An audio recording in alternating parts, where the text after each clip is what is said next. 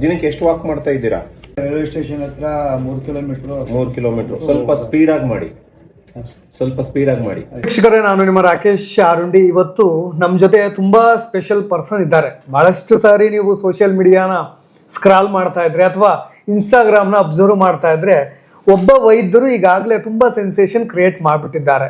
ನೀವೆಲ್ಲರೂ ಕೂಡ ಇನ್ಸ್ಟಾಗ್ರಾಮ್ನಲ್ಲಿ ನೋಡ್ತಾ ಇದ್ರೆ ಭಾನುಪ್ರಕಾಶ್ ಅನ್ನೋ ಒಬ್ಬ ಡಾಕ್ಟರ್, ತುಂಬಾ ವೈರಲ್ ಆಗ್ತಾ ಇರೋ ಡಾಕ್ಟರ್. ನಾನು ಇವ್ರನ್ನ ಆರಂಭದಲ್ಲಿ ಅವ್ರನ್ನ ವೆಲ್ಕಮ್ ಮಾಡೋದಕ್ಕಿಂತ ಮುಂಚೆ ವೈರಲ್ ಡಾಕ್ಟರ್ ಅಂತಾನೆ ಕರೆದು ಬಿಡ್ತೀನಿ. ಯಾಕೆ ಅಂದ್ರೆ ಸಹಜವಾಗಿ ಎಲ್ರಿಗೂ ಕೂಡ ತುಂಬಾ ಸಾಮಾನ್ಯ ಕಾಯಿಲೆಗಳು ಜೊತೆಗೆ ಸಾಮಾನ್ಯ ರೋಗಗಳು, ಈ ರೀತಿಯಾದಂತಹ ಚಿಕ್ಕ ಚಿಕ್ಕ ಪುಟ್ಟ ಇನ್ಸ್ಟ್ರಕ್ಷನ್ಸ್ಗಳ ಅಗತ್ಯ ಇರುತ್ತೆ. ಹಾಗಾಗಿ ಇವರು ಯಾವುದೇ ರೋಗಿಗಳಿಗಿರ್ಬೋದು ಅದನ್ನ ತುಂಬಾ ಸಾಮಾನ್ಯವಾಗಿ ಸಿಂಪಲ್ ಆಗಿ ಅವರ ಮನ ಮುಟ್ಟುವಂತೆ, ಜೊತೆಗೆ ಅವರ ಮನ ಕಲುಕುವಂತೆ ಒಂದಿಷ್ಟು ಇನ್ಸ್ಟ್ರಕ್ಷನ್ಸ್ಗಳನ್ನ ಕೊಡೋದ್ರ ಮುಖಾಂತರ ಕಾಯಿಲೆಯನ್ನ ವಾಸಿ ಮಾಡುವಂತ ಪ್ರಯತ್ನವನ್ನ ಮಾಡ್ತಾ ಇರತಕ್ಕಂಥ ಡಾಕ್ಟರ್. ಇವತ್ತು ಭಾನುಪ್ರಕಾಶ್ ಅವರು ನಮ್ಮ ಜೊತೆಗಿದ್ದಾರೆ. ತುಮಕೂರಿನ ಸಿದ್ಧಗಂಗಾ ಆಸ್ಪತ್ರೆಯ ಹೃದಯ ರೋಗ ತಜ್ಞರು, ಜೊತೆಗೆ ಈ ಆಸ್ಪತ್ರೆಯ ಡೈರೆಕ್ಟರ್ ಕೂಡ. ಆರಂಭದಲ್ಲಿ ಅವ್ರನ್ನ ನಾನು ಪ್ರೀತಿಯಿಂದ ವೆಲ್ಕಮ್ ಮಾಡ್ತೀನಿ. ನಮಸ್ಕಾರ. ನಮಸ್ತೆ sir. Thank you so much. ಉತ್ತಮ ಆರೋಗ್ಯಕ್ಕಾಗಿ ಯಾವುದನ್ನ ಮಾಡಬಾರ್ದು? ಜನರಲಿ ಆಹಾರದಲ್ಲಿ ಕೆಲವು ವಿಷಯಗಳು ಮಾಡಬಾರ್ದು. 5 ವಿಷಯಗಳನ್ನ ನಾನು ಹೇಳ್ತೀನಿ. These are the 5 things which you should not do. ಆಯ್ತಾ? ಆಹಾರ ಪದ್ಧತಿಯಲ್ಲಿ 5 ಅಂಶಗಳನ್ನ ನೀವು ಮಾಡಬಾರ್ದು. ಯಾವ್ಯಾವುದು? ಸೊ ಯಾವ 5 ಐಟಮ್ಸ್ ಮಾಡಬಾರ್ದು ಅಂದ್ರೆ, ಮೊದಲನೇದು ಆಯ್ತಾ, ಹೊಟ್ಟೆ ತುಂಬ ಊಟ ಮಾಡಬೇಡಿ. ಓಕೆ. ಹೊಟ್ಟೆ ತುಂಬ ಯಾಕೆ ಊಟ ಮಾಡ್ತೀರಿ? ಎಷ್ಟು ಖರ್ಚು ಮಾಡ್ತೀರಿ? ಅಷ್ಟೇ ತಕ್ಕನಾಗ ಊಟ ಮಾಡಿ. ಜನರಲಿ ಏನೇ ಊಟ ಮಾಡಿದ್ರು ಒಂದು 30-40% ಹೊಟ್ಟೆನಲ್ಲಿ ಗ್ಯಾಪ್ ಇರಬೇಕು, ಖಾಲಿ ಇರಬೇಕು. ಅದರಿಂದ ಅಸಿಡಿಟಿ ಅಜೀರ್ಣಕ್ಕೆ ಎಲ್ಲದಕ್ಕೂ ಅನುಕೂಲ ಆಗುತ್ತೆ. ಎರಡನೆಯದು, ಪ್ಯಾಕ್ಡ್ ಫುಡ್ನ ಬಳಸಬೇಡಿ. ನಿಮ್ಮ ಮನೆಗೆ ಪ್ಯಾಕ್ ಆಗಿ ಬರೋ ಐಟಮ್ಸ್ ಆದಷ್ಟು ಬಳಸಬೇಡಿ. ಆರ್ಡರ್ ಫುಡ್ ಅಂತಲ್ಲ, ಆರ್ಡರ್ ಫುಡ್ ಯೂಸ್ ಮಾಡಬಾರ್ದು. ಬೇರೆ ಪ್ಯಾಕೆಟ್ ಅಲ್ಲಿ ಬರುತ್ತಲ್ಲ ಸರ್, ಈ ಹಿಟ್ಟುಗಳನ್ನು ಪ್ಯಾಕೆಟ್ ಅಲ್ಲಿ ತರ್ತಾ ಇದಾರೆ ಇವಾಗೆಲ್ಲ. ಕಡಲೆ ಹಿಟ್ಟು, ಮತ್ತೆ ಗೋಧಿ ಹಿಟ್ಟು, ಆ ಹಿಟ್ಟು, ಈ ಹಿಟ್ಟು, ಎಣ್ಣೆ ಗಿಣ್ಣೆ. ಸೊ ಪ್ಯಾಕ್ ಅಲ್ಲಿ ಬರೋದನ್ನ ಅವಾಯ್ಡ್ ಮಾಡಿ. Packaged food avoid. ಮೂರನೇದು, ಹೊರಗಡೆ ಊಟ ಟೋಟಲ್ ಅವಾಯ್ಡ್. ಹೊರಗಡೆ ಊಟ ಇಟ್ ಈಸ್ ಸ್ಲೋ ಪಾಯ್ಸನ್. ಯಾಕೆ ಹೇಳ್ತಾ ಇದ್ದೀನಿ? ಈಗ ನೋಡಿ, ಇತ್ತೀಚೆಗೆಲ್ಲ ನೀವು ನೋಡ್ತಾ ಇದ್ದೀರಲ್ವಾ, ಏನು ಗೌರ್ಮೆಂಟ್ನವ್ರು ಕೆಲವನ್ನ ಬ್ಯಾನ್ ಮಾಡ್ಬಿಟ್ರು, ಗೋಬಿ ಮಂಚೂರಿ ಅವು ಇವು ಎಲ್ಲ. ನನ್ನ ಪ್ರಶ್ನೆ, ಇಷ್ಟ ದಿನ ತಿಂದಿರೋದಕ್ಕೆ ಯಾರು ಜವಾಬ್ದಾರರು? ಇಷ್ಟ ದಿನ ಅದೆಲ್ಲ ತಿಂದಿದ್ದೀನಿ, ನೀವು ತಿಂದಿರಿ, ನಾನು ತಿಂದಿದ್ದೀನಿ, ಯಾರು ಜವಾಬ್ದಾರರು? ಅದು ತೊಂದರೆ ಮಾಡಿಲ್ವಾ ನಮ್ಗೆ? ಮಾಡಿದೆ ಅಲ್ವಾ? ಆ ತರದ್ದು ಮಾರ್ಕೆಟ್ ಅಲ್ಲಿ ಬಹಳಷ್ಟಿದೆ. ಅದಕ್ಕೆಲ್ಲ ಯಾರು ಜವಾಬ್ದಾರರು? ನೋಡಿ, ಒಂದು ಐಟಮ್ ಇದೆ MSG ಅಂತ, ಮೋನೋಸೋಡಿಯಂ ಗ್ಲೂಟಮೇಟ್ ಅಂತ ಹೇಳಿ. ಅದನ್ನ ಟೇಸ್ಟಿಂಗ್ ಪೌಡರ್ ಅಂತ ಯೂಸ್ ಮಾಡ್ತಾರೆ ಬಹಳ ಕಡೆ. ಎಲ್ಲದಕ್ಕೂ ಹಾಕ್ತಾರ್ರಿ. ನೀವ್ ಯಾವ ಹೋಟೆಲ್ಗೆ ಹೋಗಿ ಎಲ್ಗಾದ್ರೂ ಹೋಗಿ ಎಲ್ಲ ಕಡೆ ಹಾಕ್ತಾರ್ರಿ ಅದು. It is banned in US. ಅಮೆರಿಕಾದಲ್ಲಿ ಬ್ಯಾನ್ ಆಗಿದೆ, ಮೆನಿ ಯುರೋಪಿಯನ್ ಕಂಟ್ರೀಸ್ ಅಲ್ಲಿ ಬ್ಯಾನ್ ಆಗಿದೆ. ನಮ್ಮ ದೇಶದಲ್ಲಿ ರ್ಯಾಂಪೆಂಟ್ KG ಗಟ್ಟಲೆ ಯೂಸ್ ಮಾಡ್ತಾರೆ ಒಂದು ದಿನದಲ್ಲಿ ಒಂದು ಹೋಟ್ಲಲ್ಲಿ. ಆಯ್ತಾ? ಸೊ ಅದು ಏನು monosodium glutamate? It is a poison. ನಮ್ಮ ಬ್ರೈನ್ಗೆ, ಅಡಿಕ್ಷನ್ಗೆ ಅದು ಹೆಲ್ಪ್ ಮಾಡುತ್ತೆ. ನೀವು ಯಾವುದಕ್ಕೆ ಆಹಾರಕ್ಕೆ ಮೊನೋಸೋಡಿಯಂ ಗ್ಲೂಟಮೇಟ್ ಹಾಕಿದ್ರೆ ಸ್ಲೋ ಇನ್ನೂ ತಿನ್ಬೇಕನ್ಸುತ್ತೆ ಅದು. ನೀವೆಲ್ಲಾದ್ರೂ ಮಸಾಲೆ ದೋಸೆ ತಿಂದ್ರೆ ಇನ್ನೊಂದು ಸ್ವಲ್ಪ ತಿನ್ನೋಣಪ್ಪ, ವಡೆ ತಿಂದು ಇನ್ನೊಂದು ಸ್ವಲ್ಪ ತಿನ್ನೋಣಪ್ಪ, ಪಾನಿಪುರಿ ತಿಂದು ಇನ್ನೊಂದು ಸ್ವಲ್ಪ ತಿನ್ನೋಣ. ಮನೆಯಲ್ಲಾದ್ರೆ ಸಾಕಪ್ಪ, ಒಂದು ಸಾಕು ಮುದ್ದೆ, ಸಾಕು ಅರ್ಧ ಮುರಿದಿಟ್ಬಿಡಿ, ಒಂದು ರೊಟ್ಟಿ ಸಾಕು ಸಾಕು. ಹೊರಗಡೆದಾದ್ರೆ ಯಾಕೆ ಹೇಳಿ? ಅದು ಅಡಿಕ್ಷನ್. ಅದು ಅಲ್ಲಿ ಹೋಗ್ತಾ ಮತ್ತೆ ಸ್ಟಿಮ್ಯುಲೇಟ್ ಮಾಡ್ತಾ ಹೋಗ್ತದೆ.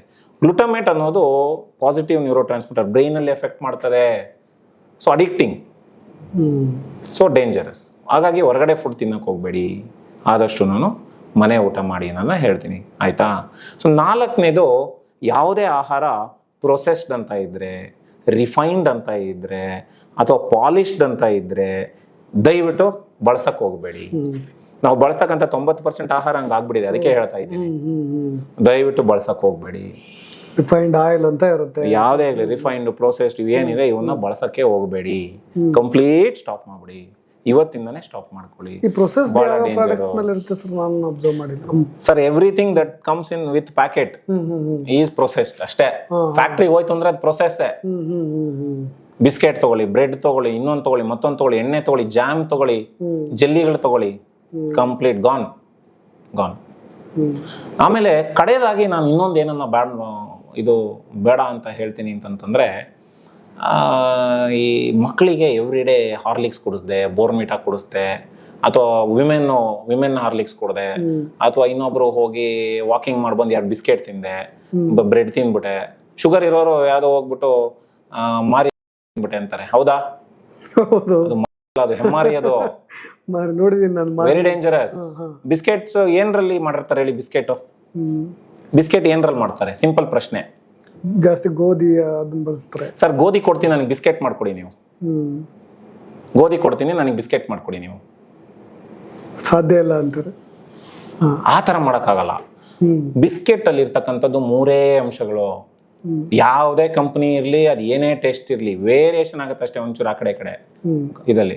ಮೊದಲನೇದು ಮೈದಾ. ಮೈದಾ ಏನು? Refined flour. ಎರಡನೇದು ಪಾಮ್ ಆಯಿಲ್. ರಿಫೈನ್ಡ್ ಆಯಿಲ್ ಅಂತ ಏನಾಕಿರ್ತಾರೆ? ಎಲ್ಲ ಪಾಮ್ ಆಯಿಲ್ ಸರ್, ಅದು ಪಾಮ್ ಆಯಿಲ್. ಅದು ನಾನು ಎಲ್ಲ ಕಂಪ್ನಿ ಫ್ಯಾಕ್ಟ್ರಿಗಳಿಗೆ ಹೋಗಿ ಖುದ್ದಾಗಿ ನೋಡ್ಕೊಂಡ್ ಬಂದಿದ್ದೀನಿ, ಯಾರು ರಿಫೈನ್ಡ್ ಆಯಿಲ್ ಯೂಸ್ ಮಾಡಲ್ಲ, ಪಾಮ್ ಆಯಿಲ್ ಯೂಸ್ ಮಾಡೋದು ಟಾಪ್ ಮೋಸ್ಟ್ ಕಂಪ್ನೀಸ್ ಕೂಡ. ಮತ್ತೆ refined sugar, refined flour, refined oil, refined sugar, 3 ಕೂಡ white poisons. These 3 are white poisons, slow poisons. So ಇವು 3 ಮೈದಾ, ಸಕ್ಕರೆ ಮತ್ತೆ ಅಕ್ಕಿನೂ ಪಾಲಿಶ್ ಆಗಿರೋ ಅಕ್ಕಿ ಮತ್ತೆ ಎಣ್ಣೆ, white poisons. Try to avoid them. ಆಮೇಲೆ ಸಾಲ್ಟ್, ಪುಡಿ ಉಪ್ಪು, ರಿಫೈನ್ಡ್ ಸಾಲ್ಟ್, ಈ 5 ಕೂಡ ವೈಟ್ ಪಾಯ್ಸನ್ಸ್. ಅವಾಯ್ಡ್ ಮಾಡಬೇಕು, ಕಂಪ್ಲೀಟ್ ಅವಾಯ್ಡ್ ಮಾಡೋದಷ್ಟು ಒಳ್ಳೆ. ಸರ್, ಹಳ್ಳಿ ಹೆಣ್ಮಕ್ಳಾಗಿರ್ಬೋದು ಅಥವಾ ಯಾರೇ ಪಟ್ಟಣದವ್ರು ಯಾರೇ ಆಗಿದ್ರು, ಒಂದ್ ಕಡೆ ಹಾಸ್ಪಿಟ್ಲಿಗೆ ಹೋಗೋ ಒಂದು ಧಾವಂತದಲ್ಲಿ ಇರೋದಿಲ್ಲ ಅವರು, ಅಥವಾ ಇಲ್ಲೇ ಏನೋ ಯಾರೋ ಒಬ್ಬರು ರೆಕಮೆಂಡ್ ಮಾಡ್ತಾರೆ, ಶೀತ ಆಗಿರ್ಬೋದು, ಸಣ್ಣ ಪುಟ್ಟ ಕಾಯಿಲೆಗಳಿಗೆ ರೊಟೀನ್ ಮಾಡ್ಕೊಂಡ್ಬಿಡ್ತಾರೆ. ಅದು ಮೆಡಿಕಲ್ ಅಲ್ಲಿ ಹೋಗಿ ಶೀತ ಟ್ಯಾಬ್ಲೆಟ್ ತರೋದು, ತಲೆನೋವಿನ ಟ್ಯಾಬ್ಲೆಟ್ ತರೋದು, ಅದು ತುಂಬಾ ದೀರ್ಘಾವಧಿಯಲ್ಲಿ ಏನ್ ಎಫೆಕ್ಟ್ ಮಾಡ್ಬೋದು ಅವರಿಗೆ ಅಂತ. ಅದೇ. ಸೊ ಏನಾಗಿದೆ, ಓವರ್ ದ ಕೌಂಟರ್ ಡ್ರಗ್ಸ್ ಅಂತ ಹೇಳ್ತೀವಿ, without prescription drugs.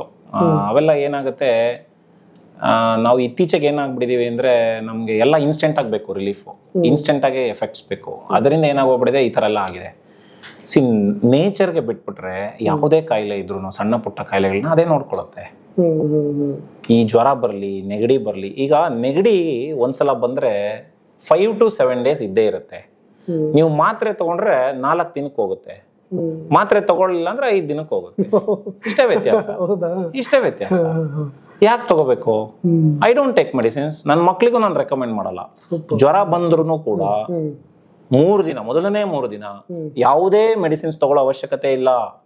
Take rest, hydrate yourself, eat good food, ಒಳ್ಳೆ ಆಹಾರ ತಗೊಳ್ಳಿ, ನೀರು ಚೆನ್ನಾಗಿ ತಗೊಳ್ಳಿ, ಲವಣಾಂಶಗಳನ್ನ ತಗೊಳ್ಳಿ, ರೆಸ್ಟ್ ಮಾಡಿ. ತುಂಬಾ ಜ್ವರ ಇದ್ರೆ ತಣ್ಣೀರ್ ಬಟ್ಟೆ ಹಾಕೊಳ್ಳಿ. ಮೊದಲನೇ 3 ದಿನ ಯಾವ ಆಂಟಿಬಯೋಟಿಕ್ ಬೇಕಾಗಿಲ್ಲ, ಏನೂ ಬೇಕಾಗಿಲ್ಲ.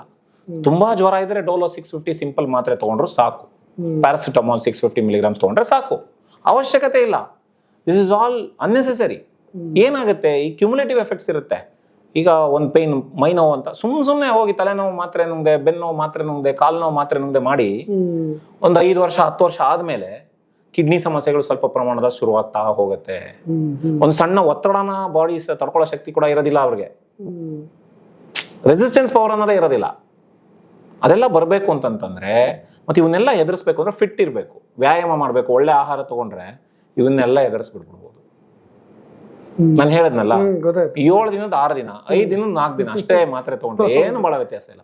ಆಮೇಲೆ most of the simple infections are all viral. Viral infections antibiotics ಅವಶ್ಯಕತೆನೇ ಇಲ್ಲ ಮೊದಲನೇ 3 ದಿನ. 4ನೇ ದಿನನೂ ನಿಮ್ಗೆ ಜ್ವರ ಬರ್ತಾ ಇದೆ, ಸಮಸ್ಯೆಗಳು ಕಾಣ್ತಿದೆ ಅಂದ್ರೆ ನೀವು ನಂತರದಲ್ಲಿ ಡಾಕ್ಟರ್ನ ಕಂಡುಬಿಟ್ಟು ಸರಿಯಾದ ಚಿಕಿತ್ಸೆ ತಗೊಳ್ಳೋದು ಒಳ್ಳೆಯದು ಅಷ್ಟೇ. ಬಟ್ ಜೀರ್ಣಕ್ರಿಯೆಗೆ ಮೊಸರು ಎಷ್ಟು ಕೆಲಸ ಮಾಡುತ್ತೆ ಸರ್? ಎಷ್ಟು ಅಗತ್ಯ ಅದು ದೇಹಕ್ಕೆ? ಮೊಸರು ಇಲ್ದೇನೆ ಆಹಾರನೇ ತಗೋಬಾರ್ದು ನಾನು ಕೇಳಿದ್ರೆ. ಹೌದಾ? ಮೊಸರಿಲ್ದೆ ಆಹಾರವನ್ನೇ ಬಳಸ್ತಕ್ಕಂಥದ್ದು ಡೇಂಜರ್. ಯಾಕೆ ಅಂತಂತಂದ್ರೆ, ಆಹಾರದಲ್ಲಿ ನಾನು ಯಾಕೆ ಹೇಳಿದೆ ಅಂದ್ರೆ, ನಾನು ಅಬ್ಸಲ್ಯೂಟ್ ಆಗಿ ಹೇಳಿರ್ಬೋದು, but it's a relative thing. ಎಲ್ರಿಗೂ ಮೊಸರು ಆಗ್ದಲೇ ಇರ್ಬೋದು, ಬೇರೆ ಬೇರೆ ಕಾರಣಗಳಿರುತ್ತೆ. ಬಟ್ ನಾನು ಯಾಕೆ ಹೇಳಿದೆ ಅಂದ್ರೆ, ಫರ್ಮೆಂಟೆಡ್ ಫುಡ್ ಆಹಾರದಲ್ಲಿ ಇರಬೇಕು. ನಮ್ಮ ಜೀರ್ಣ ಶಕ್ತಿಗೆ ಒಳ್ಳೆ ಬ್ಯಾಕ್ಟೀರಿಯಾ ಬೇಕು. ನಮ್ಮ ಇಡೀ ಗಟ್ ಫ್ಲೋರಾ ಅಂತ ಕರಿತೀವಿ, ಸಣ್ಣ ಕರಳು ದೊಡ್ಡ ಕರಳಲ್ಲೆಲ್ಲ ಬ್ಯಾಕ್ಟೀರಿಯಾ ಇರುತ್ತೆ, normal bacteria, millions and millions of bacteria. ಆ ಬ್ಯಾಕ್ಟೀರಿಯಾ ಇಂದನೇ ಒಳ್ಳೆ ಹಾರ್ಮೋನ್ಸ್ ನಮ್ಮ ಶರೀರಕ್ಕೆ ಬರ್ತಾ ಇರೋದು. ಈಗ ಏನಾಗ್ತಾ ಇದೆ, there is a large study going on this gut flora. So ಏನು ಅಡ್ವಾಂಟೇಜಸ್ ಅಂತೆಲ್ಲ.